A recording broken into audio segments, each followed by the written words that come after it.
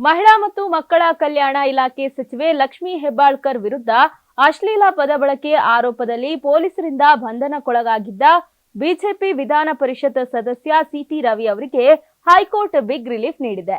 ಅವರನ್ನ ತಕ್ಷಣ ಬಿಡುಗಡೆ ಮಾಡುವಂತೆ ಉಚ್ಚ ನ್ಯಾಯಾಲಯ ಮಧ್ಯಂತರ ಆದೇಶ ನೀಡಿದೆ.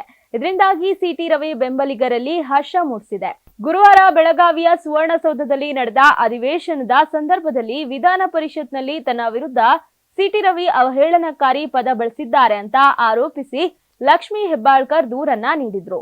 ಹಿರೇಬಾಗವಾಡಿ ಪೊಲೀಸ್ ಠಾಣೆಯಲ್ಲಿ ಸಿಟಿ ರವಿ ವಿರುದ್ಧ ಬಿಎನ್ಎಸ್ ಕಾಯ್ದೆ 75 ಮತ್ತು 79ರ ಅಡಿಯಲ್ಲಿ ಎಫ್ಐಆರ್ ದಾಖಲಾಗಿತ್ತು.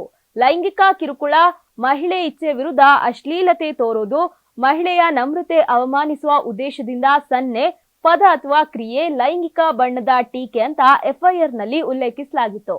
ಎಫ್ಐಆರ್ ದಾಖಲಾದ ಬಳಿಕ ಸಿಟಿ ರವಿ ಅವರನ್ನ ಬಂಧಿಸಲಾಗಿತ್ತು. ಸಿಟಿ ರವಿ ಜಾಮೀನು ಅರ್ಜಿ ವಿಚಾರಕ್ಕೆ ಸಂಬಂಧಿಸಿದಂತೆ ಬೆಳಗಾವಿ ಕೋರ್ಟ್ ಪ್ರಕರಣವನ್ನ ಬೆಂಗಳೂರಿನ ಜನಪ್ರತಿನಿಧಿಗಳ ನ್ಯಾಯಾಲಯಕ್ಕೆ ವರ್ಗಾಯಿಸಿದ್ದ ಹಿನ್ನೆಲೆಯಲ್ಲಿ ಅವರನ್ನ ಪೊಲೀಸರು ಬೆಂಗಳೂರಿಗೆ ಕರೆತಂದಿದ್ರು. ಈ ಮಧ್ಯೆಯೇ ವಿಚಾರಣೆ ನಡೆಸಿದ್ದ ನ್ಯಾಯಾಲಯ ವಿಚಾರಣೆಯನ್ನ ನಾಳೆಗೆ ಮುಂದೂಡಿತ್ತು.